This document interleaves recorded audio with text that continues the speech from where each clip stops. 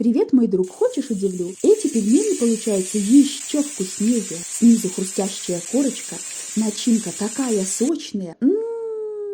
Приготовим тесто. 500 грамм муки, пол чайной ложки соли. Воду подливайте по чуть-чуть, чтобы тесто получилось эластичное, плотное, но при этом, чтобы оно не липло к пальцам. Накрываем пленкой и отправляем в холодильник на 10 минут, чтобы оно устоялось. Можно не заморачиваться, отправить в холодильник прямо в миске, тогда закройте ее крышкой, чтобы тесто не заветрилось. В это время беру одну большую или две маленькие луковицы, измельчаю или мелко нарезаю и добавляю в фарш. Фарша я взяла 500 грамм свиной, это может быть говяжий также, можно пополам. Хорошо пойдет с курицей или с индейкой. Ставь лайк. Немного черного перца, но это уже по вашему предпочтению, как вам нравится. Я добавляю мускатный орех, вместо него можно добавить кориандр молотый. Можно добавить чесночок, у меня есть сухой. И добавьте соль. Я не буду, потому что у меня она уже была в фарше. Если фарш сильно твердый, можно добавить 1-2 столовые ложки воды. Лук я измельчаю как можно больше, так как он не будет обжарен, и так он больше пустит сочность.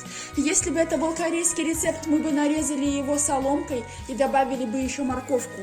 В этом рецепте, более славянском варианте, я морковку добавлять не буду.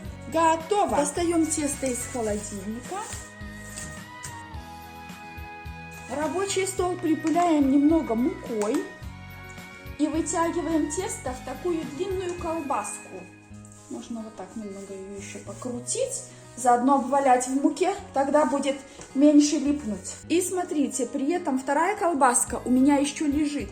Вы можете ее или положить обратно в мешок и в холодильник, или приготовить, уже тогда будет у вас большая-большая порция. Нарезаем. Если вы хотите готовить побыстрее, то делайте пельмени покрупнее.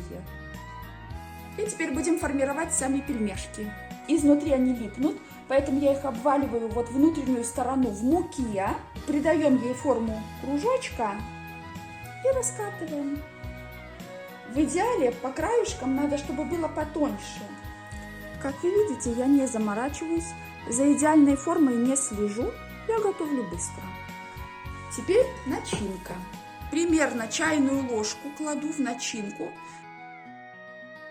Вот поднимаю и вот такими защипами, будто бы хинкали грузинские так делают. Вот где-то до середины я так сделала.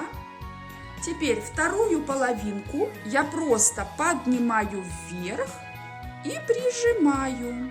Вот получается такой, с одной стороны как сундучок, а с другой стороны плоско. Снизу приплюснуто. И у меня еще осталась половина фарша и теста. В глубокую сковороду с толстым дном выливаем немного подсолнечного масла и выкладываем пельмешки. Вот посмотрите, сколько у меня получилось пельменей на сковороду. Поджариваем пельмени только с одной стороны. Видите, какой цвет получается? И теперь заливаем водой. Пониже опускаем. Воды много не лейте. На донышко. Если будет надо, то лучше просто добавить еще чуть-чуть, чтобы они не плавали в воде. И закрываем крышкой. И так готовим минут 20. В сковороде еще осталось немного жидкости, это хорошо. Подаются эти пельмени с соевым соусом, а я обожаю со сметаной. Вам было интересно? Подписывайтесь на мой канал, ставьте лайк. До скорых встреч. Пока-пока.